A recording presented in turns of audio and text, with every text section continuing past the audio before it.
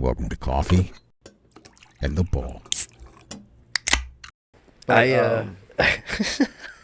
I didn't get my magic button, so Did you get the shirt at least? I don't think I I even moved got the schools shirt. halfway through our dare program. I was going to buy my drugs wearing the Dare shirt. I found it at Goodwill. You're lying. You're lying. Tell me you're lying. I'm not lying. Why would I lie about that? Find shit laying around at Goodwill. Steve.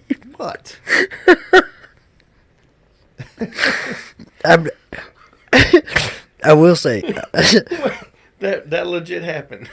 Mm-hmm. Oh my god, that's awesome.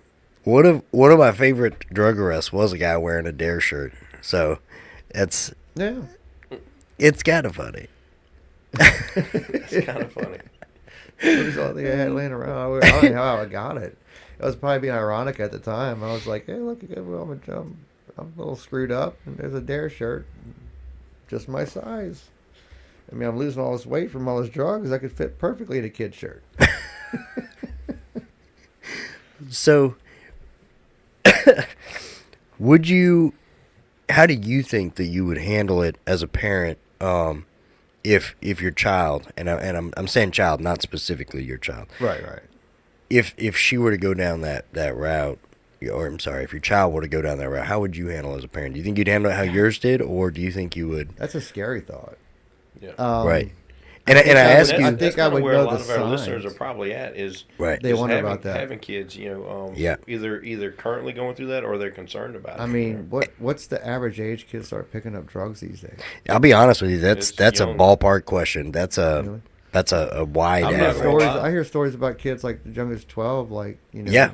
So I had two 16-year-olds that I arrested one time, and they were actually like selling everything. And I'm not talking about, hey, I picked up 5 pills from my dad and I'm selling it at school. I'm talking about had bags and bags of stuff where like they had been hooked up with a dealer already at age 16. You know. Yep. I had I do hear stories about parents using their kids to. Yep, I had the 11-year-old that had the guns and the weed. I had the 14-year-old down the road that, I mean, this dude was living with the drug dealer and was selling at his school. I mean, and so it's honestly most of that I think is exposure as to what they're exposed to. But it's just normal for the kid, I'm sure. Right, they just think that's the cool life. Yeah. In your situation, I specifically asked you because, like I said, when I watch your videos with you and your child interacting, there's a tone in your voice that you can tell, like, this is a loving, doting father for his child. Well, I hate, it's a scary thing to think about, like when your kid gets to that part, because you don't want them to grow up so fast. But I feel like I know, I don't know what the answers would be. Like, I know what the signs would be, at least. I got that going for me. It's just watching the crowd that she hangs out with. My wife and I talk about it all the time.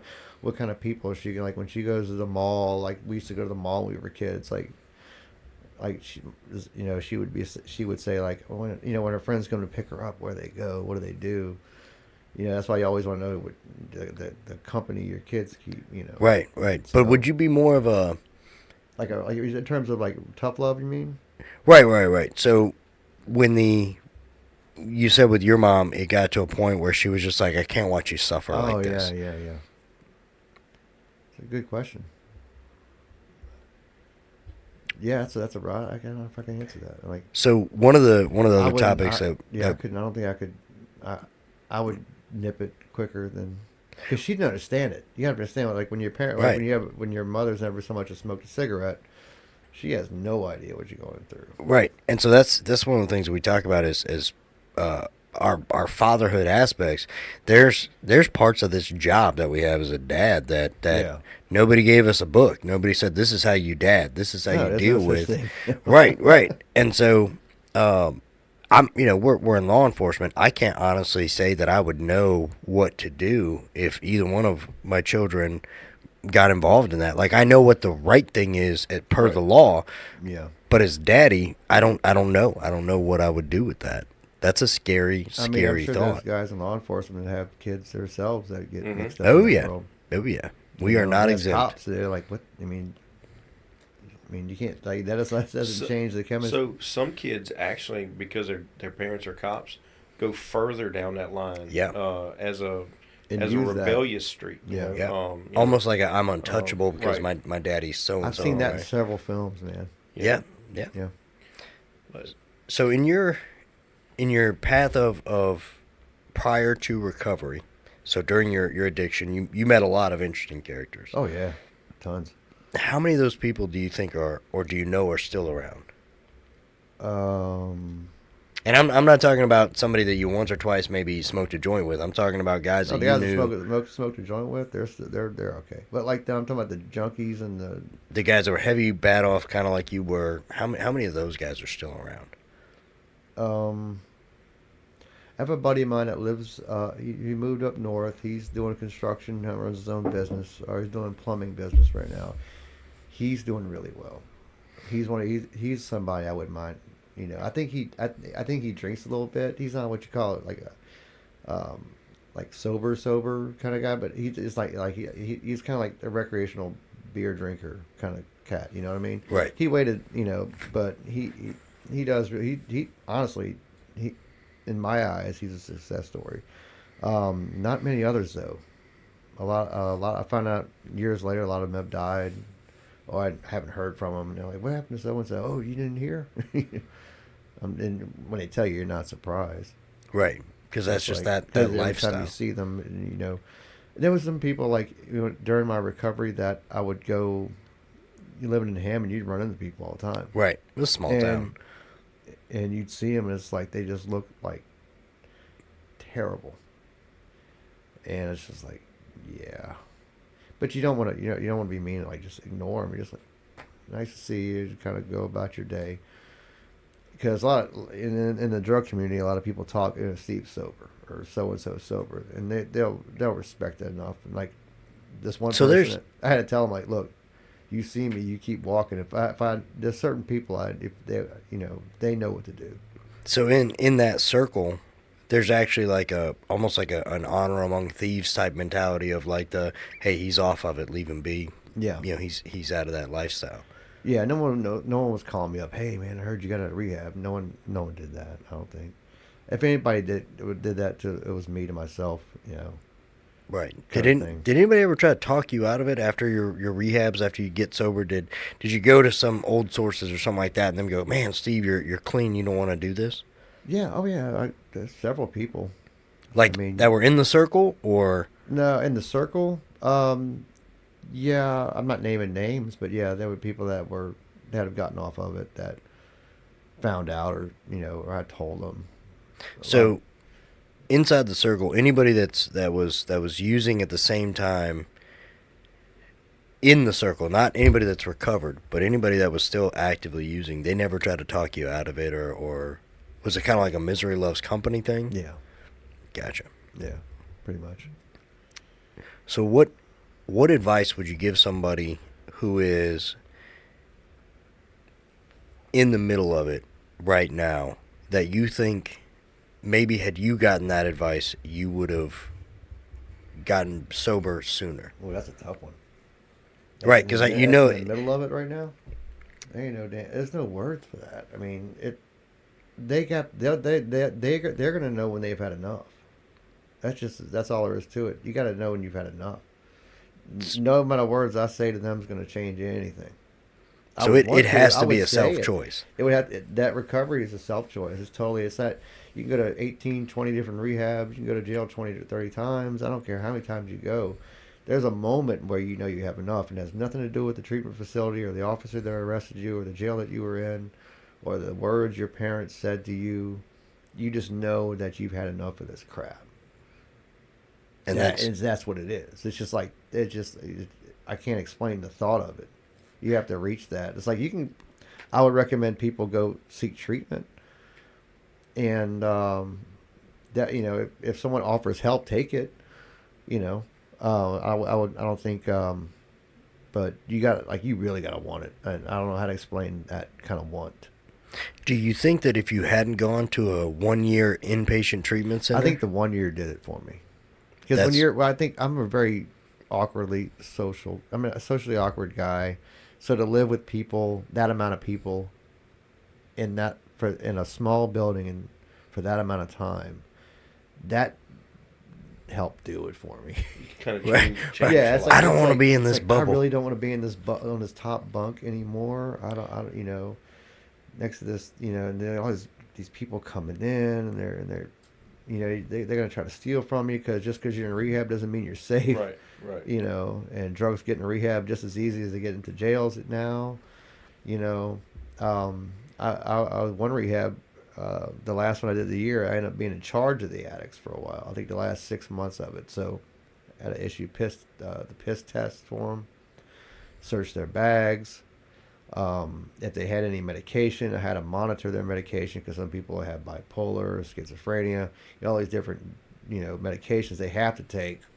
Right. And I was in charge of making sure they took their medicine on time. So they trusted me enough with that.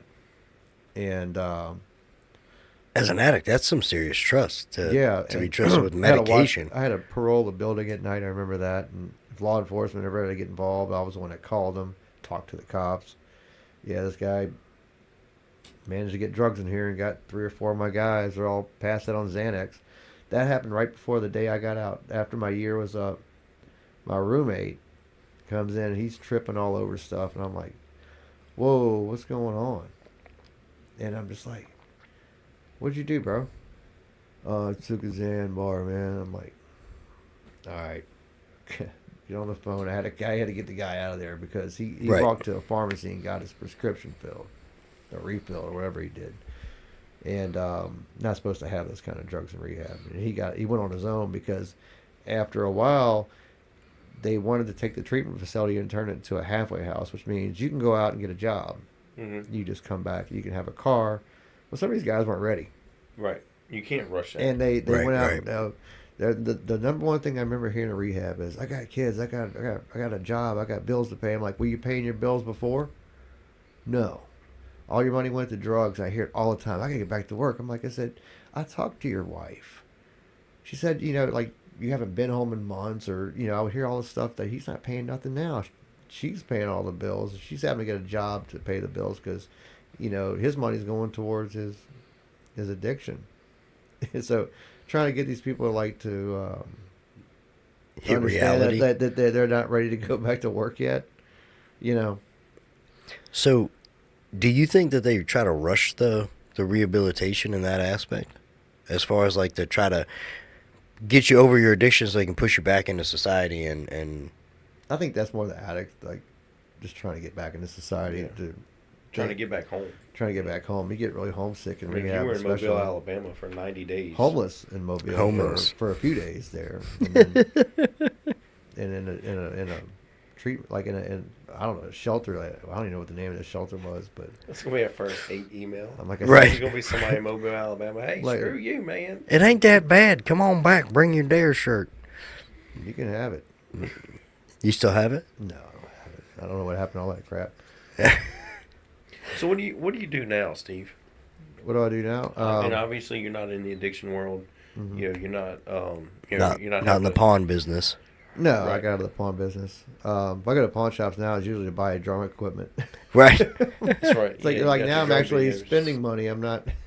And I've got to kind of commend you on that a little bit because I think musicians are, like, musical talent is something that I don't think you can manufacture that. No. And I'm saying that from the standpoint of Yeah.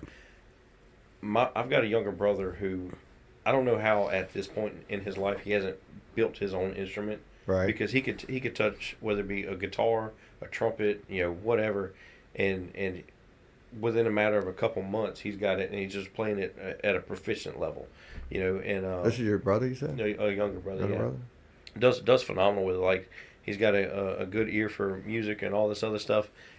I, on the other hand, Has a bucket and he can't carry a tune in it. I hear like you. it's not one, I can't sing. I've got the rhythm of like a light pole in a hurricane. It's just there. Looks worse than an inflatable flailing arm man. Right.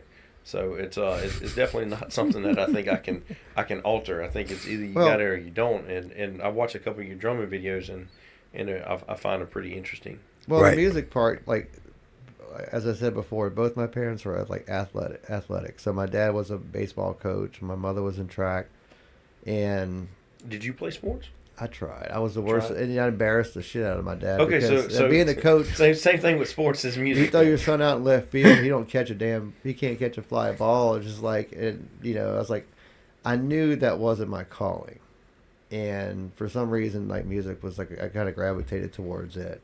Right. So, and that was something I kind of naturally. I mean, you're not natural. Like you had to learn as you go, and I'm still learning as I go. I mean, there's people way more better than me at it, but I don't know, because if you compare me to your drumming videos, you sir could be on like MTV VH1. Well, you give me a stick and I can beat on some stuff. Right, like I'll tap this, but that's all I got. No, that was just something I think I picked up. I started playing bass in high school. Well, in my first band, I played a bass guitar. And we had a drummer. He quit. I'm like, well, I'm gonna play the drums. And my singer, my friend, he passed away in 1995. My first band. He was in a bad boating accident. But my first band, I said, yeah, I'll play the drums. He kind of laughs. He's like, wait, you're a bass player? I'm like, I'm whatever, dude.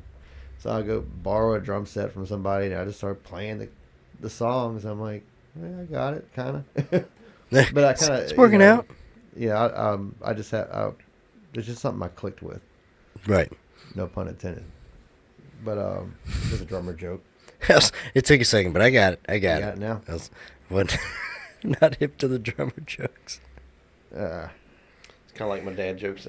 They just don't land. No. But terrible. Yeah, there was a long period of my life where I wasn't playing music at all.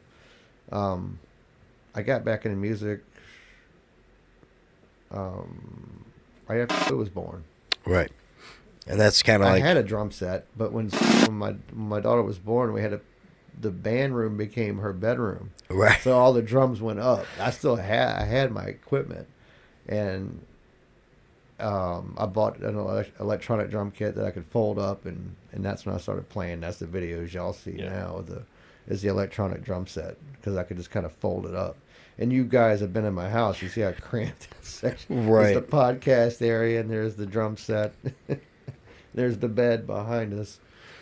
Now you guys are actually starting to look for a house and stuff like that, right? Yeah. So it's we're in the process of getting our finances in order to get a house. Yeah. Right, doing the whole credit building and all that stuff, just so that you're right in the right spot. No, that makes total sense. But that's almost like a. I can't believe. I mean, as being an ex-drug addict, saying I'm in a good financial state. I'm doing fairly well. I mean, right. I'm not. No one's calling me, asking me where their money's at, and I'm caught up on my bills. So. You're not calling people to borrow money to go get some. Right. No, I'm months ahead on my bills, so I'm like, I think we're in a good space. Can always make more money, but it is what it is. Right. So reality of it is you're coming up on 20 years of sobriety. Right. You're married. You have a child. You and your wife both have a vehicle. Looking at purchasing a home. You're months ahead on your bills. So really at the end of it, if anything, there's a light at the end of that tunnel. There can be for people that. I'm not saying if I could do anyone that's so I hate saying that, but it's true. I mean, when addicts don't always make it. Right. Right. Most of the times they don't. What do you think the craziest story of during that time? He didn't even let you. He knew I was going with that. What do you think the craziest story is that? One, you can socially tell, but oh God, I feel like you're in a Rolodex in your head of different moments. And you're like cycling through. Ask your neighbor. No. Half of our listeners have no idea what a Rolodex is. I know. I just want to throw that out there, like, way to show your age. So back to help those viewers out. When you go into your phone and you go to contacts and you scroll up, same thing as a Rolodex, but people back in the day used to write down names, phone numbers, addresses. It was on a circle and you spun the outside of it to get like alphabetically to the next person. But I had several Rolodexes, so I don't know how many stories. Right. Like, I only know what a Rolodex is because my grandpa had one, and he used to get so mad because I would go in and randomly take names out of alphabetical order and misdo them just to piss him I'm trying to off. think of something that was funny but tragic but still funny, and I'm just like, That's my life. It's yeah. That's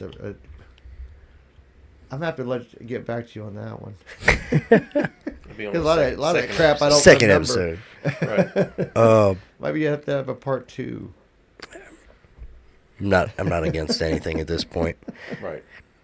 Well, speaking of that, I'll say we bon voyage. We can go and wrap it up. I do want to say thank you to Steve for coming out here. One on this episode, obviously, it's not something that we have a lot of light that we can shed on it. Right. It's you bring a different aspect than what we have. That being said, you were one of the first people that we talked to about the podcast. Right. Coming up with the idea of one. Yeah. And when I say just without hesitation, hey, I've got this, and Yeah. donated equipment and let us use some stuff, offer some tips, tricks, things like that. Come over, laughed at us the first time because of how bad the echoes were and everything. But offered some of your advice and at no point throughout the entire experience was it hey guys, I think y'all are stupid. So I really do appreciate that. No problem. You've been very supportive to us. So I mean, John mentioned doing an episode early on about right. Yeah. Yeah, I want to say the first time we met, the three of us together, when we left, it was like, no, I think this would be a great episode to get together, because a lot of people don't have this type of experience. They take because it's not part of their life, they look very harshly at people who are struggling. And honestly, at the end of the day, everybody's got an addiction in one form or another, whether it's narcotics, whether it's food, food. Everybody's look. addicted. I'm a cheeseburger lover. Right. Everybody's addicted to something. Everybody's addicted to something, and just because that struggle is not your struggle doesn't mean you get to look down on it. You may not. In the same way you don't let everything in, but you still don't have to be a jerk to people like that. So. Unless you got something else, in the same way that the Australian guy goes to the bathroom, it's toodaloo. Right on. I don't think that's how that goes. How does an Australian go into the bathroom correlate to Tootaloo? They go to the loo.